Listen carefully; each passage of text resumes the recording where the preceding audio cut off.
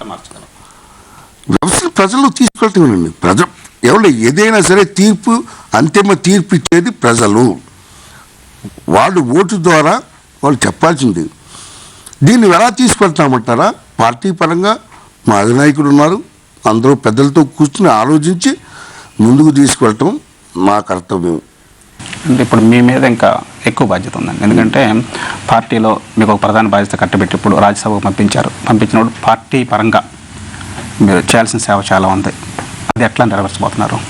అంటే మీరు ఎక్కువ టైం ఇంకా స్పెండ్ చేయాల్సిన అవసరం ఉంది, ఎక్కువ టైం ఇంకా స్పెండ్ చేయాల్సి ఉంది దీని మీద. నాకు టైం ప్రాబ్లం లేదండి. నేను రాత్రి బాగుండు కష్టపడటానికి నేను రెడీ.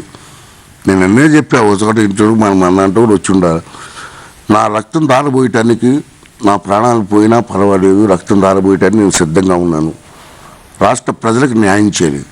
ముందు ముఖ్యంగానండి తిరిగి తెలుగువాడి ఆత్మ గౌరవం మళ్ళీ ఇవాళ నిలబడాల్సిన అవసరం మనకి తీసుకోవాల్సిన అవసరం ఉంది. ఎంత దౌర్భాగ్యం అంటేనండి, మరి ఆనాడు మరి అంజయ్ గారిని అవమానించారు, తెలుగువాడి ఆత్మగౌరవాన్ని తీసుకెళ్ళి ఢిల్లీ నడివీధుల్లో తాకట్టు పెట్టారు. మళ్ళీ ఇవాళ అదే పరిస్థితి. ఎంత దౌర్భాగ్యం ఉందంటేనండి, ఇవాళ మన ఎయిర్పోర్ట్ ఉంది. ఎయిర్పోర్ట్కి ఎన్టీ రామారావు గారి స్వర్గీయ నందమూరి తారక రామారావు గారు వారి పేరు ఉంది. మరి ఆ పేరుని తీసి పారేసి ఓన్లీ రాజీవ్ గాంధీ ఇదని చెప్పి పెట్టడం అన్నది మళ్ళీ తిరిగి తెలుగువాడు ఆత్మగౌరవం తీసుకెళ్ళి ఢిల్లీ నడి వీధిలో తాకట్టు పెట్టారు. మళ్ళీ ఎందుకంటే తెలుగువాడి ఆత్మ గౌరవం గురించి తపన పడ్డ వ్యక్తి అసలు ఎలా తయారైపోయిందంటే, అసలు మన రాష్ట్రంలో అసలు గొప్ప నాయకులు లేనంటే తయారైపోయింది. అసలు మన రాష్ట్రం ఎందుకు గుడ్డుపోయింది అన్నట్టు తీసుకెళ్తున్నారు తప్ప. ఇవాళ నీలం సంజయ్ రెడ్డి గారు ఉన్నారు, పివి నరసింహారావు గారు ఉన్నారు, మరి చెన్నారెడ్డి గారు ఉన్నారు, మరి నందమూరి తారక రామారావు గారు ఉన్నారు, మరి అల్లూరి సీతారామరాజు గారు ఉన్నారు. మరి ఎందరో మహానుభావులు ఉంటే వీళ్ళెవ్వరూ పనికిరానట్టుగా వెళ్ళి అక్కడికి వెళ్ళి సోనియా గాంధీ పథకం, ఎక్కడికొచ్చే రాజీవ్ గాంధీ గారి పథకం.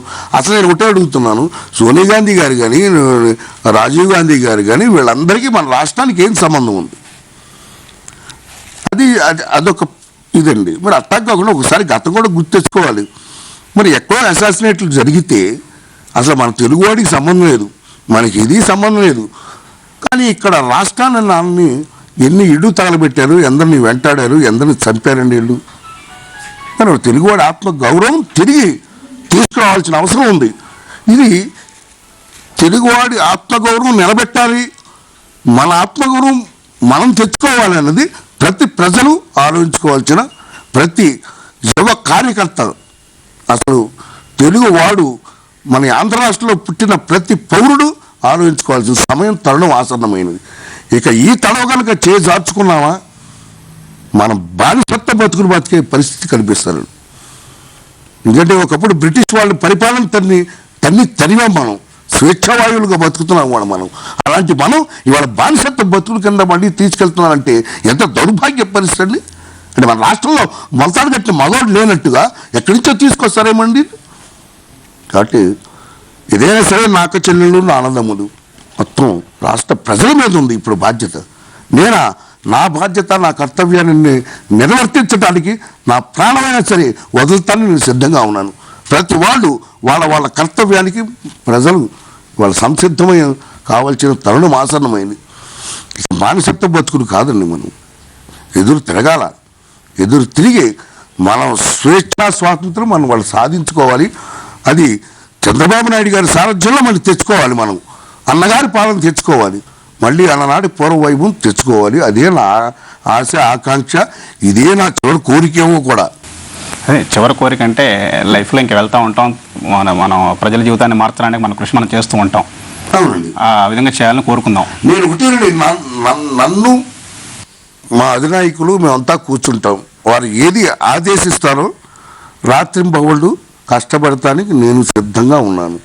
ఏ విధంగా అంటామా, పార్టీ ప్లాన్ అవుట్ చేసుకుంటాం. మేము ఇప్పటికీ వెళుతున్నాం, ఇప్పటికీ కాల్ ఆపరేషన్ జరిగింది, అయినా సరే లెక్క లేకుండా మరి వెడుతున్నాం, ముందుకు వెళుతున్నాం. తండ్రి గారి ఆశయాలు తిరిగి తీసుకురావాలి.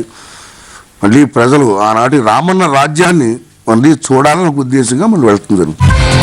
తండ్రి గారి ఆశయాల దగ్గరికి వచ్చేటప్పటికి ఇప్పుడు పురంధేశ్వరి గారు తన మార్క్ తను నిలబెట్టుకున్నారు. పార్లమెంట్లో లేచి నిలబడి మాట్లాడితే అందరూ కూర్చొని వినేటువంటి పరిస్థితి ఉంది. ఎందుకంటే తను ఒక స్టేటస్ ఏర్పరచుకున్నారు, నా పురంధేశ్వరి మాట్లాడారంటే చాలా గౌరవప్రదంగా ఉంటుంది అనేది. ఆ రేంజ్కి మీరు రాజ్యసభలో హరికృష్ణ గారు మాట్లాడారంటే తెలుగు ప్రజల ఆకాంక్ష నెరవేరుతుంది అనే కోరిక మాది ఎప్పుడు తీరుద్దంటారు? ఏమండి మనం ఒకటి నేను ఇంకోటి కూడా చెప్తాను. ఐఎమ్ గ్లాడ్ మరి సిస్టర్ గురించి చెప్తున్నప్పుడు అది నేను ఆనందమే. బట్ ఒకటండి, ఒకళ్ళకి మనం కంపేర్ చేసుకున్నాం.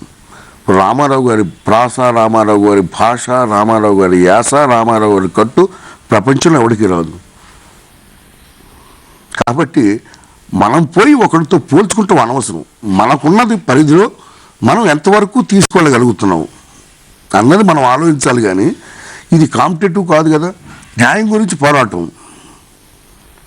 ఇప్పుడు జరుగుతున్నది ధర్మానికి అధర్మానికి మధ్య పోరాటం. దాంట్లో మరి విజయం గురించే అందరూ కృషి చేయాలి. నేనైతే ధర్మం పట్లనే మాట్లాడుకుంటూ ముందుకు వెళ్తాం. అంటే ఒక స్టేచర్ మాట్లాడారు అంటే మాట్లాడారు సబ్జెక్ట్ ఉంటుంది, ప్రజల ఆకాంక్ష ప్రతిబింబిస్తారు. అదేవిధంగా మీరు ఒక సభకి వెళ్ళబోతున్నారు, పెద్ద సభకి వెళ్ళినప్పుడు హరికృష్ణ గారు మాట్లాడారంటే ప్రజల ఆకాంక్ష వెలువడుతుంది అనేటటువంటి దానికి అనుగుణంగా మీ ప్లాన్ ఎలా ఉంది? ఎందుకంటే 6 సంవత్సరాలు మీరు ప్రజల ఆకాంక్షను ప్రతిబింబించబోతున్నారు అక్కడ కూర్చొని. ఏమంటే ఎంత మట్టికి నిజం చెప్పాలంటే